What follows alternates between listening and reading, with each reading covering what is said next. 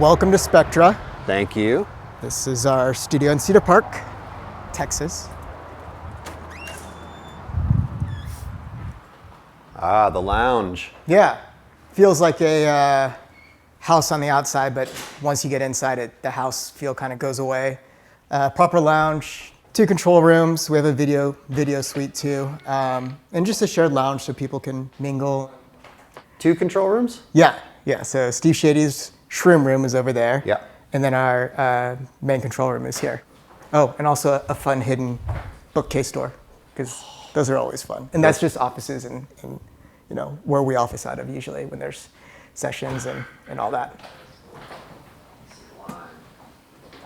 Oh, it's beautiful in here. Thanks. Yeah, it was trying to make aesthetically pleasing things and also equally trying to not make it too sleek or precious. Half of the vibe here is like we want people to feel like they could put a drink anywhere and not have to ask if it's okay to put a drink on this surface or that surface. So, except for this surface. y'all are close enough to us that if something were to happen, yes, that's the one that we ask people not to put things on. Tell me a little bit about the build and everything, because this is kind of, obviously it's an unusual wall. We don't see too many that look just like this. Yeah, so our GC, Preston from Monarch Builders, he had the design for this wall specifically. And when we were doing the control room, this was just a flat wall, and he put this crazy geometric shapes on the wall. And we're like, oh, that'll be cool. We'll just, put up 703 and wrap it, and then we'll put wood slats on there. And he goes, no, we're gonna box out every single one of these sound panels and put them up there. So, we've spent weeks just like building the boxes and wrapping the boxes and stuffing the boxes and stapling the boxes, and then put it up there. And if one of them was 1/8 of an inch too thick, we'd have to kind of shave or start the process over because it has to fit exactly in there. So it was a heavy lift to get through all this. But was there a technical or acoustic reason for that, or is it just aesthetics? For that, no. I mean, we knew that for this room, our sound designer Dan from BAI Acoustics told us that up until the just behind the engineer's ear needed to be absorptive materials, and the windows were fine and all that. But the slats in between, no, that's just aesthetic. And we asked him, is it okay to do this? And he's like, oh yeah, it's fine. So yeah, when we started it seemed like such a cool idea. When we were in the process of it, it was the worst idea ever. And then when we were done, we were like, yeah, we like this. Oh, so. It looks awesome. You made the right choice. Yeah. And you have a 32-channel desk, all 50-52s. Mm-hmm. Yep. I see an MBC. MBC, yep. It's just, normaled from the mix bus, the mix out normals down to that, and just, straight in as we need it. 50-24,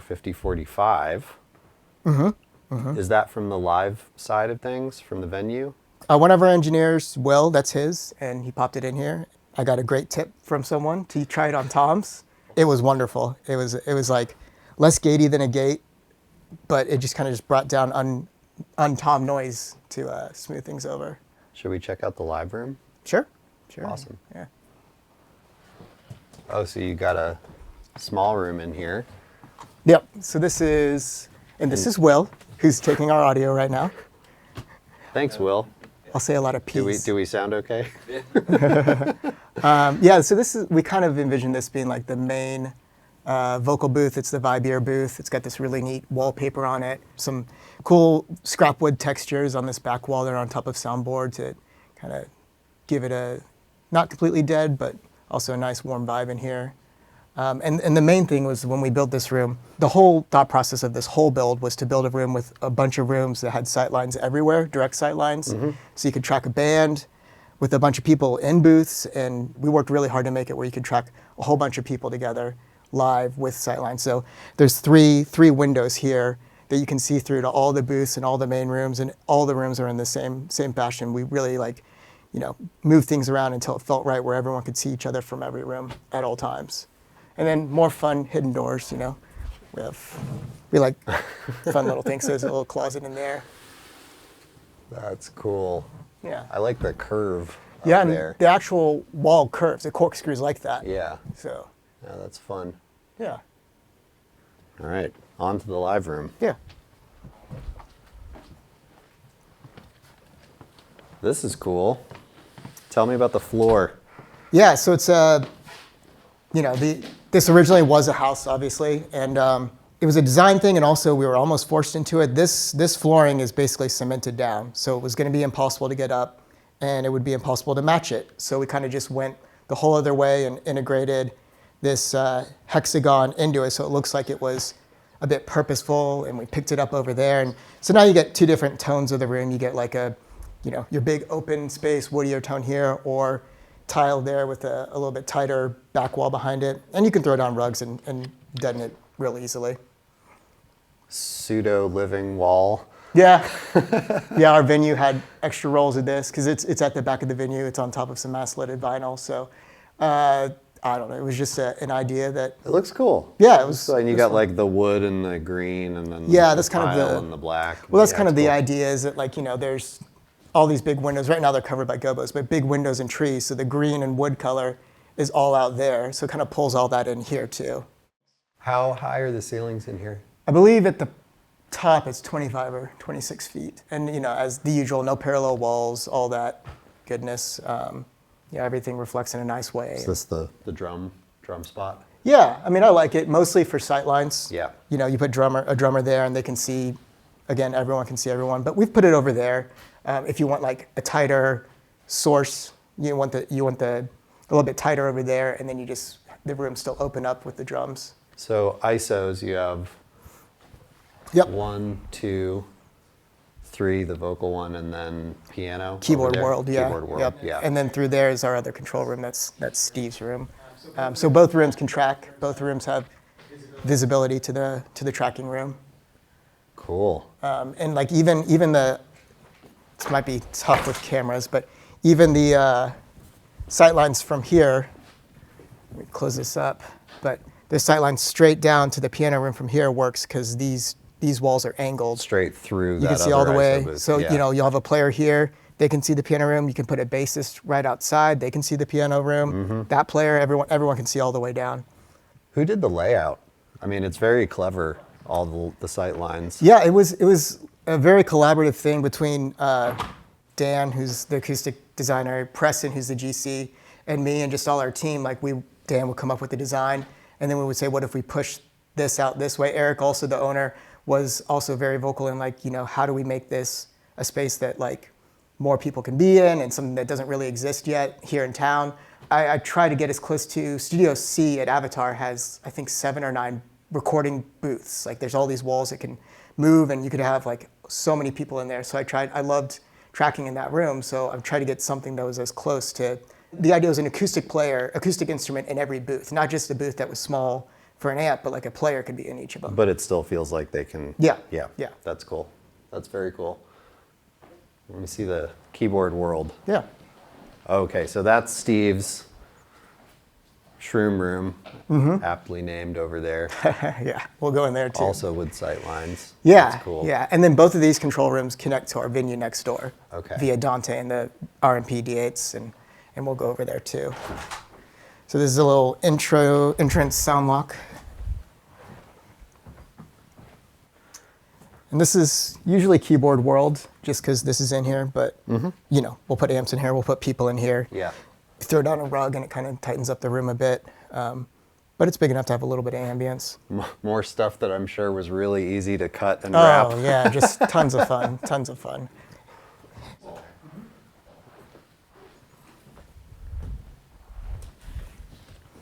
Nice light. I like this rear wall diffuser a lot. It's I told Dan that I just wanted something different than the typical vertical or the skyline, and we just asked if we could randomize, what our rules were that we need to achieve, and he told us, these are at least the depths that you need, and this is how random it needs to be. So this is all scrap wood, and cut it, put it up. Preston our GC kind of designed how it's going to lay out, like a play pause thing motif, and then there's a similar thing that goes on up there. There's a little play pause reverse rewind thing up in that And corner. I see Rupert up in the corner. Yep. Little Roops looking down. Yep. What's this? Oh, so I always get, I'm tape hopping, I'm running Pro Tools and engineering, and someone on the back couch always tries to talk to whoever's in the live room. So I did a 3-way split on the talkback remote. So I give them this, they sit back here, talk all day long, triggers the talkback, And then there's also on the console, you've got your one right here, but a lot of times I'll be editing in between takes and the producer will try to talk and they'll forget to hold that. Yeah. So I always give them, or they'll stand up and walk to the window. So I always give them this one too. And this extends everywhere. Yeah. So they can walk over to the window and talk. And I just hand them that and they always talk into it because they always seem to think it's the microphone. But That's yeah, cool. they walk around and makes my life a lot easier than having to hold talkback and This try to is edit. this is also the first time I've ever seen the R logo on a Stream Deck before. Oh yeah, yeah, for the Dante controller app. That is awesome. Nice job. Thank you. Cool. I'm gonna go see if Steve's in. Cool. But then I'll meet you out front and we can go check out the venue. Sounds good. Awesome.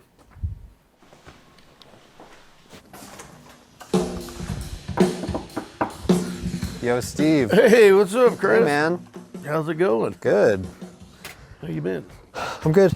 Good deal. Good to see you. I just came to take a peek at your room, and All right. I wanted you to tell me a little bit about it. It's the Shroom room, The right? Shroom room, which started off as the out of control room, but then I moved this stuff from my house and I had the Shroom tapestries and they started throwing up. We started with this, that was trippy. But then, I don't know, somehow it ended up with all this shroomy stuff in here. Night lights and stuff. I like that one out there. Growing out of the shroomy night light. Cool. And I got my guitar tribute. So obviously you got a board in here. Charlie's got a board in his room, but this was elsewhere first, right? This first 16 channels was at my house in Denton, Texas. They asked me to move it down here, and that's when I got the other 16. And man, I just love it. It's so much fun. I mean, you're driving something, you know? Yeah. And everything's so musical. I just grab, you see me. I don't really know what numbers I'm doing up there. I just kind of, I'm blind as a bat, so that helps. And you just got Silk Red maxed out on all those channels. Yeah, I'm a fan of Silk. Do you ever use blue at all? I do. Yeah, I'm using it over here. Oh yeah. So that's blue for the kick drum that's going in there. I do use blue on the bass kick drum. Mm-hmm. But I'm kind of a red Silk guy. Yeah. Tell me about your... Willie's son Micah, he's a great musician and a talented visual artist. He does all kinds of stuff. So I had him paint an eyeball for me. I got this from Josh. This is the original one. Interestingly enough, people reach up here and go, what does this one turn up? I'm like, I don't know, turn it up. What's that one do? That one scratches my console. It does. But you've got an eyeball, which is really cool. do. It's a I like big that. red eyeball. I like your eyeball. It's dilated, if you didn't know. It is very... On that note, All right. thanks for having me in, It's dude. good to see It's you. always good to see you, too. I'm going to continue my tour. Okay. Tell Charlie I said hello. All right, I will. Back to the grind, man.